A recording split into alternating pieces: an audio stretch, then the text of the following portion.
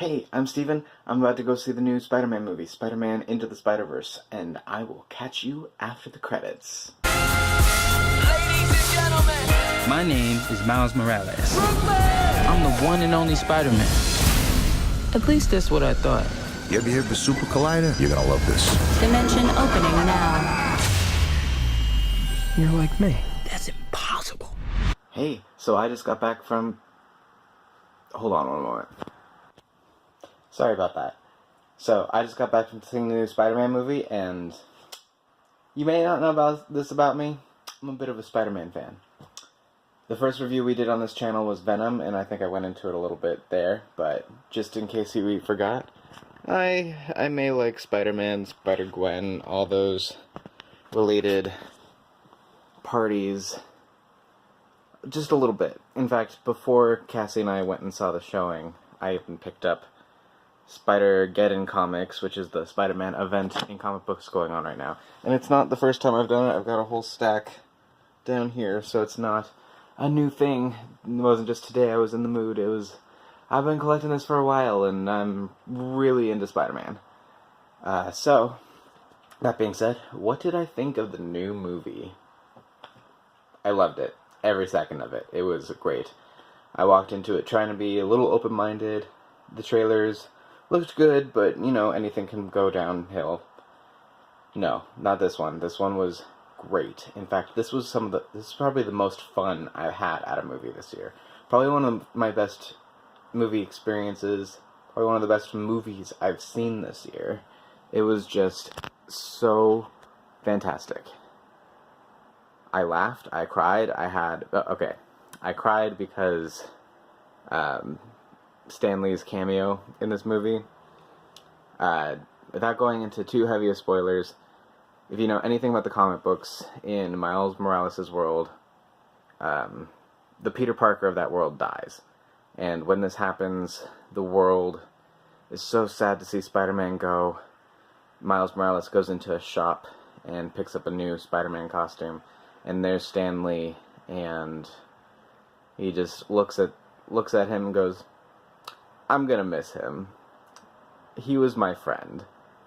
And I started tearing up, knowing that Stan Lee is no longer with us, and hearing him say, I'm gonna miss him. A Spider-Man movie, having Stan Lee say that, it warmed and broke my heart just a little bit. Going into actual movie, let's talk about the animation a little bit. This is some of the best, most stylized animation I've seen in a movie in a long time. Wreck-It Ralph had a nice style to it. The Grinch had that illumination style to it. And it all looks good. But this looked like a comic book leaping off the page. And I'm certain that's exactly what they were trying to go for. It looks incredible. There are so many colors popping. I saw this in just regular 2D screening, and part of me regrets not going to see it in 3D. I think so much of this would have just popped in 3D and looked so good. I can't recommend this movie enough. So the movie kind of plays out. Miles is going to a new school. He doesn't know exactly what he's doing. He doesn't know what he wants to do. And he goes out with his uncle. Miles' dad is a cop, and his uncle is... All you know is he's got some kind of shady business. You don't know much about him. But when they go down to do some tagging in the sewers, a spider comes down and bites Miles. When he's not sure what's going on with his body, he goes back into that sewer and finds that spider, thinking... It has to be a normal spider. It has to be. Then right on the other side of the wall, there is Spider-Man battling the Green Goblin and the Prowler, and all because they're putting together this super collider. He wants to find his wife and son in another dimension. In this dimension, his wife and son are dead, and he's trying to use this super collider to go find basically exact copies in another dimension. This is what leads to this world Spider-Man falling in battle, and what splits more spider folk into this world. This movie is nonstop fun. There's always something going on, I should say. There's some slower moments, but nicely paced slow moments, and some sadder moments, and action, comedy. Officer, I love you. Wait, what? The characters are great. Cassie and I both really love Spider-Woman, or Spider-Gwen, as she's more commonly known as. She's starting to go under Ghost Spider now, just to completely distinguish her from other Spider-Women and make a name stick other than Spider-Gwen, because that was just kind of a gimmick name when the Spider-Verse comics were coming out. She's in this and she's great. Hey guys, Who are you? I'm Gwen Stacy. When all this happens, this movie portrays Peter Parker in probably the best way. How am I supposed to save the whole world? You can't think about saving the world. You have to think about saving one person. One thing I know for sure, don't do it like me. Do it like you. Tom Holland in the Marvel Cinematic Universe is a great Peter Parker and a great Spider-Man, and I'll never stop. But this one, being an animated movie going off of so much comic book lore, and almost all of the Spider-Man lore, you see references to Sam Raimi's Spider-Man. Especially him dancing in the streets is really funny. But basically, the Peter Parker in Miles Morales' world is Peter Parker at his best, his highest, his just, well, his quippy, healthy self, and the Peter Parker that gets sent to this universe, or pulled in, I guess I should say, is Peter kind of at his lowest. He's scared to commit to Mary Jane. He has gained weight. He has lost confidence in himself. And essentially, this movie helps Peter find himself again. There's a really, really touching moment when the Aunt May of this universe sees Peter Parker alive again.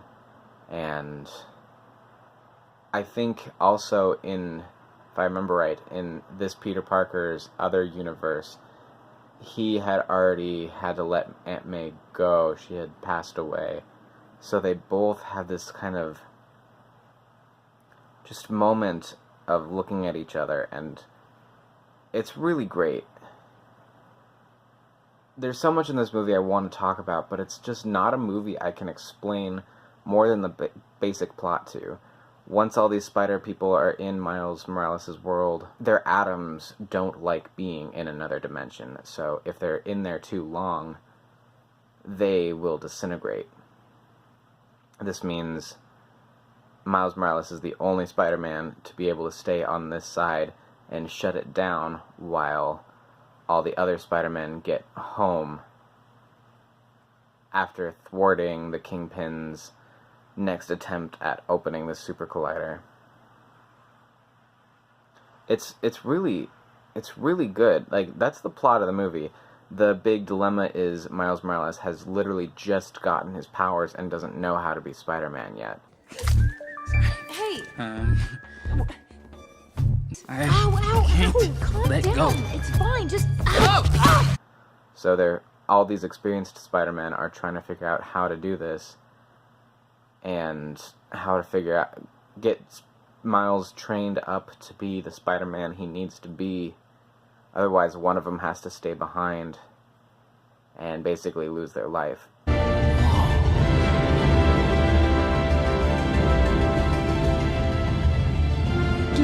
Was yours anything like this? Mine was like this, but take away the Jeep, plane, imagine it way smaller, imagine a futon. You might need these.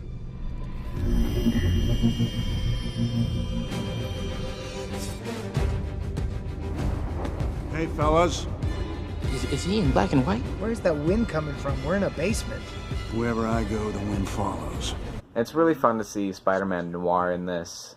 Spider-Ham is in this, and he's really funny. Like a perfect cartoon character representation.